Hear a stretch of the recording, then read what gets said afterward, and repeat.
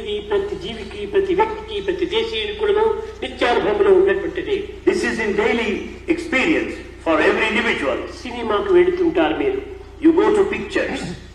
మొట్టమొదట మీరు అక్కడ పోయి చూసిన తక్షణమే ఒక స్క్రీన్ ఉంటుంటుంది, white screen, pure screen. First, as you get into the theater, you see the white pure screen. అది చలించనిదిగా స్థిరంగా ఉంటుంటుంది. It is stable, it doesn't move. కానీ ఆ స్క్రీన్ ఎంతసేపు మీరు చూడరు. But you don't watch the screen. బొమ్మలు వస్తాయా అని ఆశిస్తుంటారు. You'll be very anxious for the pictures. ఆ బొమ్మలు వచ్చా The moment pictures come, ఆనందమైపోయింది. you'll be very, very happy. అయితే ఈ బొమ్మలు ఏమిటి? Then what are these pictures? ఏదో కల్పితమైన బొమ్మలే. They're all artificial. ఆ బొమ్మ వస్తుంది, ఆ స్క్రీన్ పైన చాలా ఏడుస్తుంది. The picture comes on the screen, it starts crying. ఆ యాక్ట్ చేసేటువంటి వ్యక్తి కూర్చొని కుర్చీ పైన చూస్తాడు. The very actor sits on the chair and watches that crying అక్కడ there. ఏడుస్తుంటే ఇక్కడ నవ్వుతుంటాడు వీడు. There the actor cries, here on the chair, he smiles. ఇది ఏమిటి మాయ కాదా? Isn't that అక్కడ illusion? ఏడుస్తున్నాడు, ఇక్కడ నవ్వుతున్నాడు. The very same actor, there he cries on the అక్కడ screen. ఏడ్చడం దేనికోసం ఏడ్చున్నాడు? Why should he cry on the screen? డబ్బు కోసం ఏడ్చాడు. For money he cries there.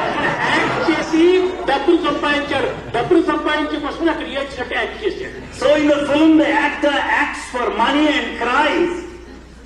కనుకనే ఇక్కడ డబ్బులు తీసుకున్నాడు, ఇక్కడ నవ్వుతున్నాడు. Now here he received the money, therefore he smiles. అయితే అక్కడ ఏడ్చినటువంటి వారి వ్యక్తిని కూడా చూచేటువంటి వారు కూడా ఏడుస్తారు.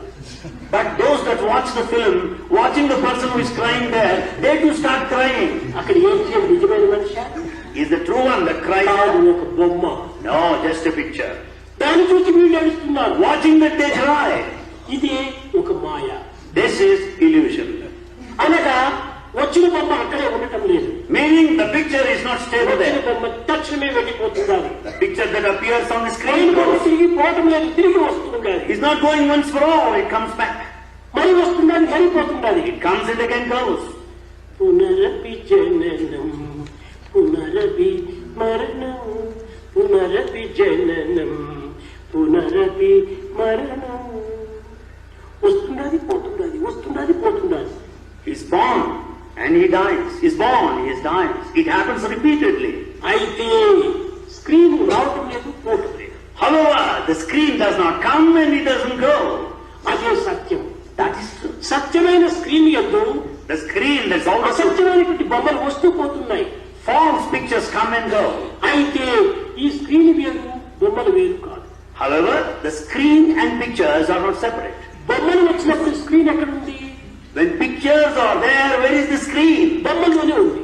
The screen is within the picture. ఆ స్క్రీన్ లేకపోతే బొమ్మలు మనకు కనిపించవు. Without screen, you cannot see the picture. కనుకనే సర్వం విష్ణుమయం జగత్తు. So the entire universe is వచ్చినటువంటి బొమ్మల లోపల కూడాను స్థిరమైనటువంటి భగవంతుడు అనేటువంటి స్క్రీన్ ఉంటుండాలి. So therefore, that which comes and goes in the picture, there is stable divinity in the screen. వచ్చిన బొమ్మలు ఉండటం లేదు, పోవటం లేదు, పైన బొమ్మలు రావటం లేదు. ఈ విధంగా రావటం పోవటం కలిసి ఉంటాలా, ఇది మిథ్యము అన్నారు. The pictures, they neither come nor go. Therefore, it is illusion. కనుక మిథ్యము మాయనే. Therefore, this mithya, ఆ సత్యము మాయతో కూడినప్పుడు మాయనే. that truth when it is in combination with illusion is illusion. అయితే ఈ మాయకు అతీతంగా మనం పోవాలి. But we should proceed beyond illusion. ఎప్పుడు ఈ అతీతమైన స్థితి మనకు లభిస్తుంది? When do you reach that state when you can go beyond ధనేషణ illusion? ధారేషణ పుత్రేషణ, ఈ ఈశ్వరాత్రేమను మనం పూర్తి పోసుకున్నప్పుడు మోహము నశిస్తుంది. When we get away from these three attachments, the attachment towards money, attachment towards wife, attachment towards son. మోక్షమే మోక్షం అన్నారు. Therefore, when the attachment is gone, it is liberation.